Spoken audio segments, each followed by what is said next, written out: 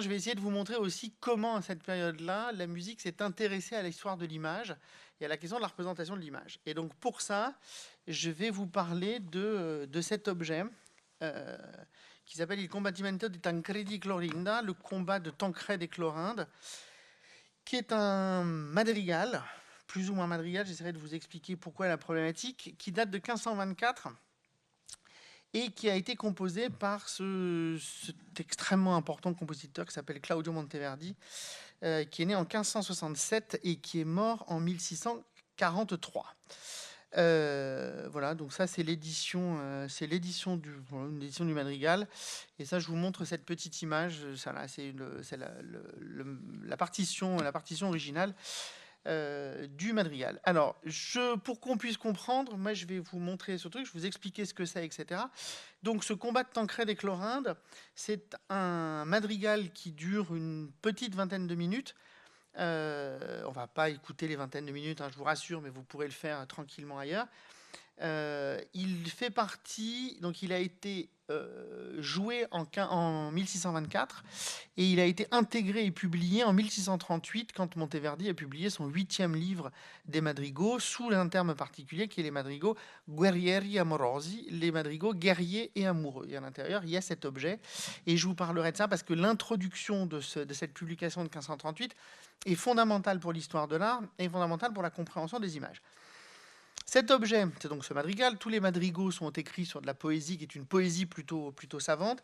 Elle emprunte en fait le texte à la Gerusalemme Liberata, la Jérusalem libérée, du grand auteur Torquato Tasso. Et c'est le chant 12 du vers 52 à 68. Et donc il va le mettre en scène, le combat, à visage couvert, puisque c'est un récit médiéval, donc les personnages sont en armure, ils sont couverts par des aumes. Le combat entre Tancrède le chrétien et Clorinde la musulmane. Voilà. Ils s'aiment, mais bon, voilà. Bon, peu importe l'histoire, en tout cas voilà, l'idée c'est d'arriver à mettre en musique cette chose. Le poème du Torquato Tasso, je vous montrerai, enfin, je pourrais vous transmettre plus tard, mais en tout cas, le poème du Torquato Tasso est d'un point de vue de l'écriture extraordinaire. C'est d'une puissance, et ça, donc je vous en ai fait une rapide traduction à côté. Et en attendant, moi je vais essayer de vous faire passer quelques minutes de ce madrigal pour que vous puissiez comprendre ce qui va être le grand coup de génie de Monteverdi, qu'on appelle il stile concitato, le style agité, et qui est en mesure, depuis l'image avec le texte, depuis la musique avec le texte, pardonnez-moi, de produire de l'image. Alors, hop. Normalement, ça marche, hein. J'espère. Non schivar, non parar, non purificarsi voglio costol, liquidi spezza parte. Non, calmio, figlio, viegno, scarsi toglie l'ombra al furor, uso dell'arte. Odi le spade, odi le spade, orribilmente urtarsi a mezzo al ferro, il dietro a parte, sempre il defermo, la man sempre in modo, discende taglio in col, in punta voto. Monta irrita lo sdegno, la vendetta, e la vendetta poi la tarilona, onde sempre per la fretta, si muove, s'aggiunge piaga nuova, corridor si mesci più ristretta, si fa la pugna e spada un arno giovan, danzi, con pomi e feloniti e crudi, alzan cogliermi insieme con gli studi. Tre volte il cavalier la donna stringe con le robuste braccia e altrettante poi acque nodi venaci, ella si discinge l'ori di fiere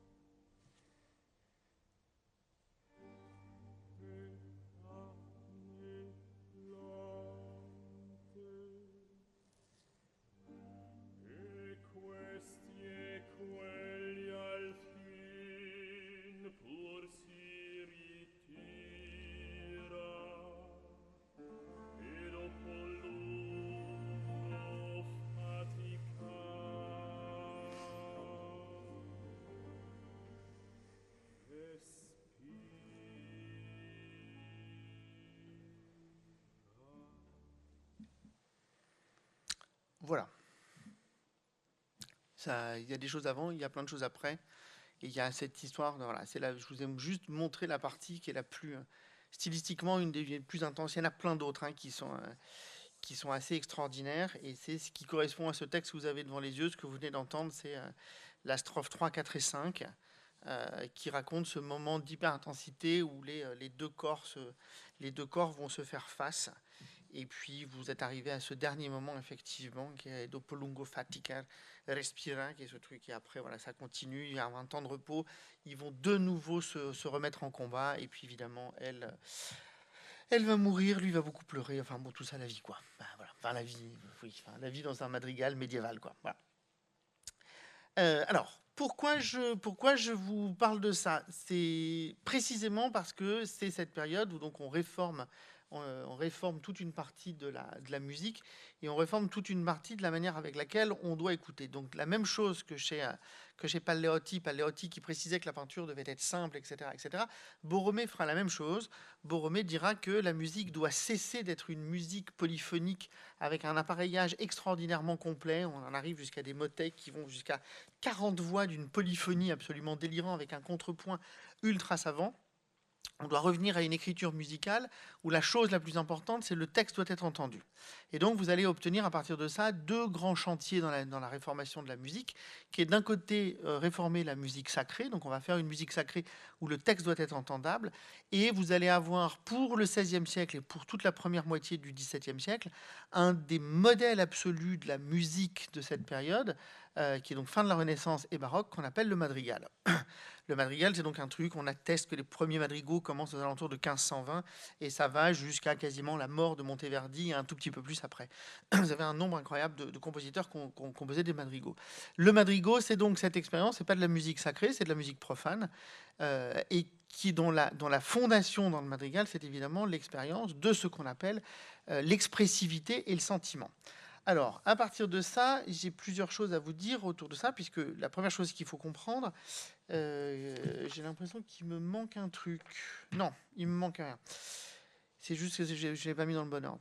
La première chose qu'il faut comprendre, c'est que ce madrigal tel que vous l'entendez, donc il a été donné à Rome en 1624, puis publié en 1538. 1624, Monteverdi a déjà un certain âge. Il a 55 ans révolus. C'est un artiste extraordinairement confirmé qui a composé beaucoup de madrigaux. Et ces madrigaux et la forme particulière du combat de Tancrède et Clorinde sont une synthèse entre ce qu'on appelle le madrigal et l'opéra. Il faut savoir qu'on est dans cette période très exacte où l'opéra est inventé. Le premier opéra est inventé en 1600.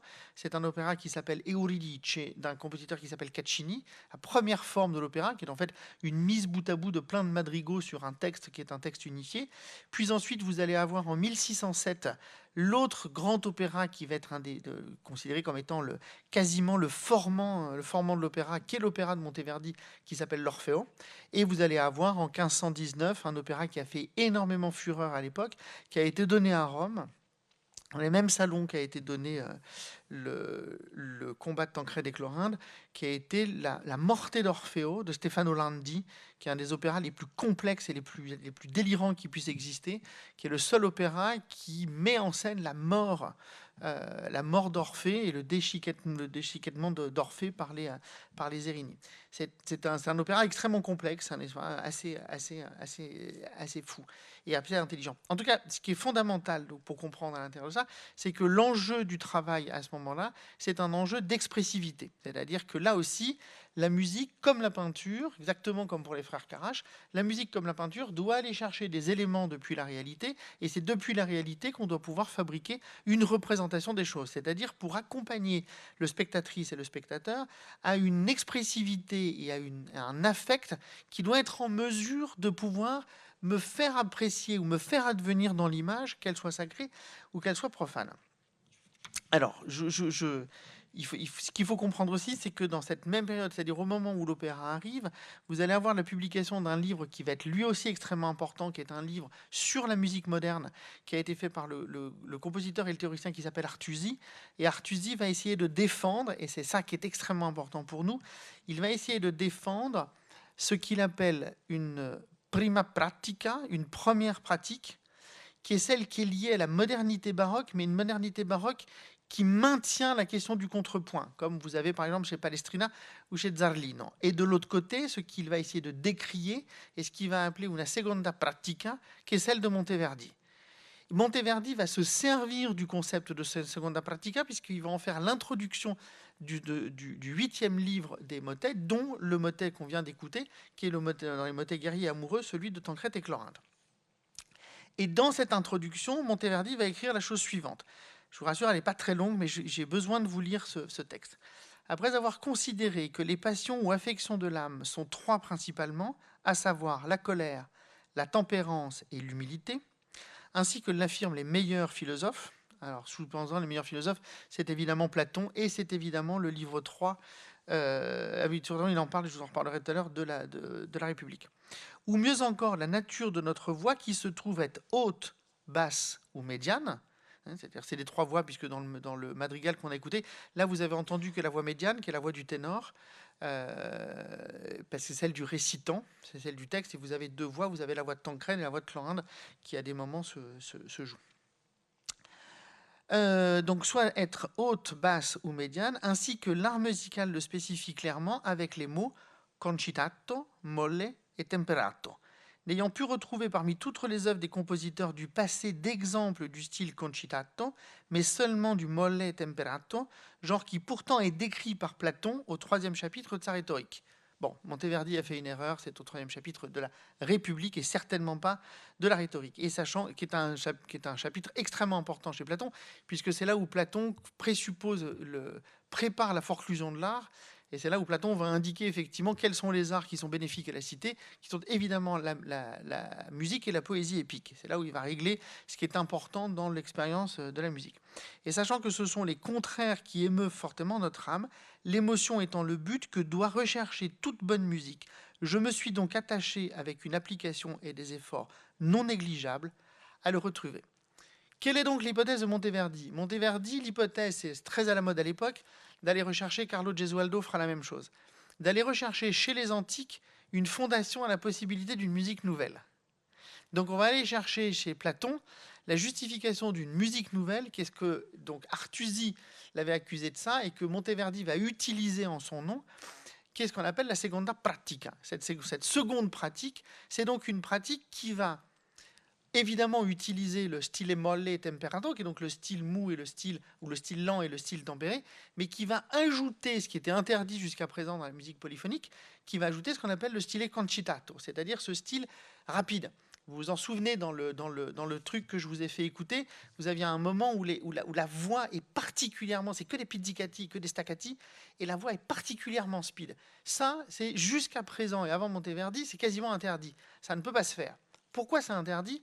Parce que ce qui consiste à faire la prima pratica, c'est que la prima pratica, elle est issue de ce qu'on appelle la polyphonie et qu'elle est issue du travail de ce qu'on appelle le contrepoint. Le contrepoint, c'est extrêmement simple. Le contrepoint, c'est contrapuntus contrapunctus, c'est note contre note. Un contrepoint, ça sert en musique à permettre de combiner différentes lignes mélodiques. Okay ? Donc ça permet en fait à harmoniser des lignes mélodiques. Et l'enjeu fondamental du contrepoint dans la prima pratica, c'est de faire en sorte que dans cette combinatoire des lignes mélodiques, vous fassiez un travail suffisant qui vous permette de préparer si jamais vous deviez avoir recours à une dissonance. Elle est préparée. Et c'est le contrepoint qui vous permet, note après note, de préparer l'apparition d'un moment beaucoup plus intense ou d'un truc. Monteverdi dit non. C'est fini. Le stile concitato, c'est-à-dire ce style agité, permet en fait de passer à la dissonance sans plus aucune préparation. Ce qui est exactement, c'est pour ça que je vous ai fait écouter ce court moment où tout d'un coup, ça s'arrête et c'est d'une lenteur absolue. Puis tout d'un coup, c'est de nouveau ultra speed. C'est précisément ça, la seconda pratica. Et évidemment, avec ce côté où vous avez évidemment, si vous avez à peu près suivi le texte que je vous ai montré, c'est-à-dire que ça raconte une bataille. Et donc, vous les avez, les coups. À un moment, le texte le dit. Vous l'avez là, la ligne 5, vers 6, pardon. ou 5. Oggi le spade horribilmente utarsi, c'est-à-dire entends toi lecteur et entends toi auditeur, entends les épées se heurter horriblement. Tout ce que vous entendez, c'est le fracas, à la fois le fracas de ce que les gens éprouvent dans le récit qui est fait, et évidemment le fracas que vous éprouvez, vous, dans l'écoute.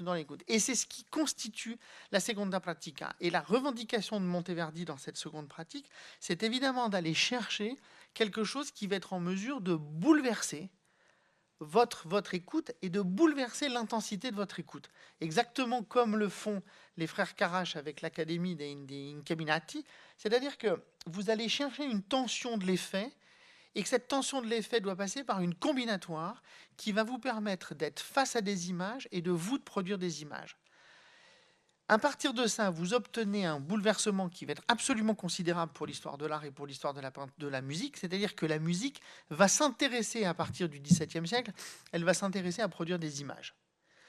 Tout ce qui va suivre derrière, alors ce qu'il faut comprendre, c'est qu'ensuite de ça, on va rajouter par-dessus la théorie tonale, qui va doucement s'ajouter à la théorie de la polyphonie, c'est-à-dire on va rajouter cette théorie tonale qui va permettre d'augmenter, si vous voulez, les imbrications de niveau d'harmonie et de jouer après sur des combinatoires de plus en plus fortes jusqu'à arriver à ce qu'on appelle la musique prémoderne et la musique moderne. Vous arrivez par exemple au paroxysme si vous prenez le Lulu d'Alban Berg, ou ce moment où Lulu se met à hurler au milieu de l'opéra, et vous avez précisément, Berg a parfaitement travaillé sur Monteverdi, il le sait, on est pratiquement dans l'apothéose de ce moment où c'est précisément ça, c'est-à-dire que l'image, la musique produit des images en même temps qu'elle produit la réalité dans ce qu'elle est. Et ce que Monteverdi voulait, c'était ça, c'est-à-dire que la musique soit capable de partir depuis la réalité, mais pas simplement pour imager la réalité, mais produire une réalité effective. Et ça se fait avec ce qu'on appelle la seconda pratica. Et à partir de ça, on obtient, depuis le XVIIe jusqu'à quasiment la modernité, on va obtenir ce qu'on appelle une seconde phase de la musique. Tout ce qui est avant Monteverdi, on appelle ça la grande musique, la première phase de la musique contrapuntique.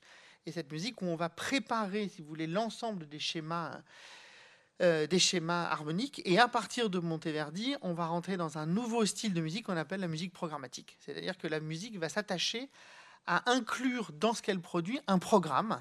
Ce programme peut être un programme conceptuel, mais souvent c'est un programme imagé. C'est-à-dire que la musique va s'intéresser à raconter des choses, produire des images et produire des effets. En tout cas, voilà, je voulais vous faire les deux. Je fais jamais ça d'habituellement, mais je voulais pour une fois vous parler de musique.